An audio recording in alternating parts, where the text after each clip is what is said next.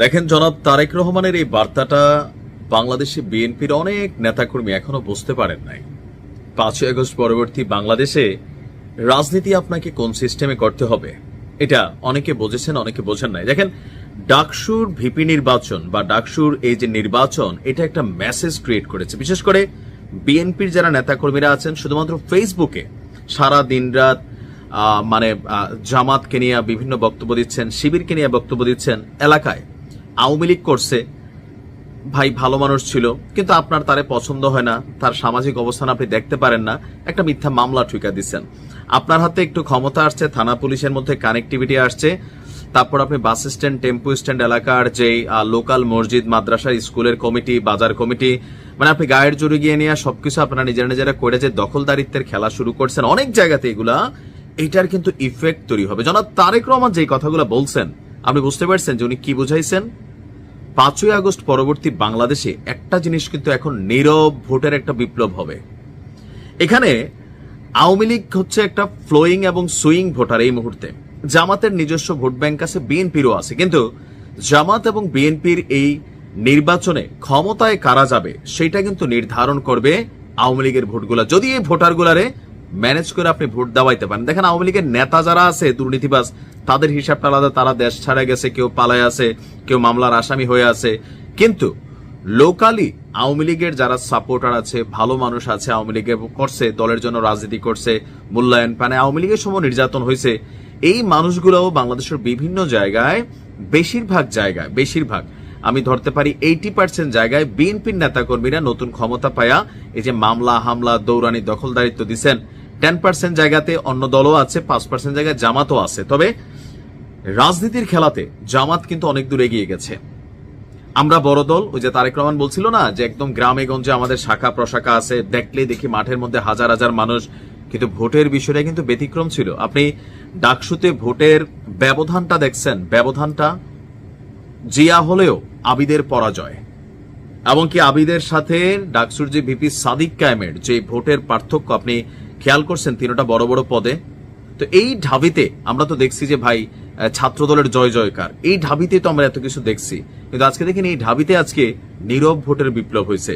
শিবির খারাপ, জামাত খারাপ, ভালো, সেটা আপনি প্রতিদিন টেলিফোনে অথবা সোশ্যাল মিডিয়া প্ল্যাটফর্মে অথবা এলাকার মধ্যে রাজনৈতিক বয়ানে এগুলা বইলা মানুষের মধ্যে আপনি কোনো অনুভূতি তৈরি করতে পারবেন না।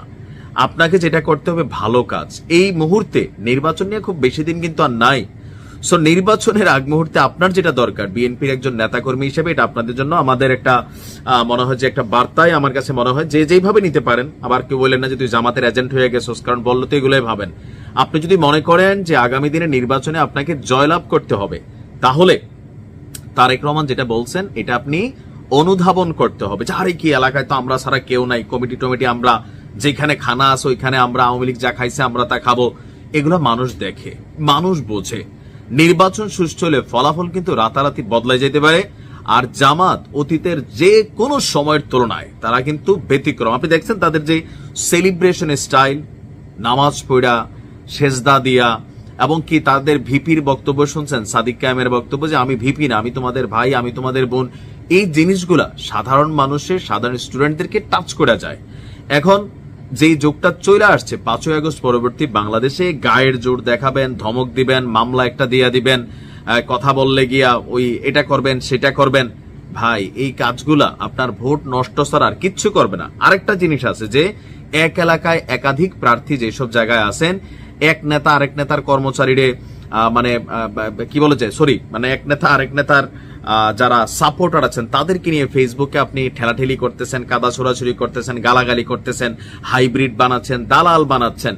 বিশ্বাস করেন, পাবলিক আপনাদের দুই দলের কোন দলকে, যারা যে একাধিক নেতা যেসব এলাকায় আছে, আপনাদের কেউ কি পছন্দ করতেছে না। পাবলিক ভাবতেছে যে এরা কি আসলে চেঞ্জ হবে না। এই যে আওয়ামী লীগের একটা শাসনামল গেল, তো বিএনপি আসলে শিখছে কি? আর ন্যারেটিভ তো একটা তৈরি আছেই মাঠে। বিএনপির নেতাকর্মীরা খুবই সাবধান, সামনের সময়টা আপনাদের জন্য খুবই ক্রান্তিকাল একটা সময়। জনাব তারেক রহমান যেটা লন্ডন থেকে ফিল করেন, আপনি বাংলাদেশে বৈশাখ খালি মাঠে আওয়ামী লীগে একসময় গোল দিছে, তো এখন আপনিও খালি মাঠ পাইছেন, যা খুশি তা করবেন, কিন্তু রেজাল্ট কিন্তু চলে আসবে।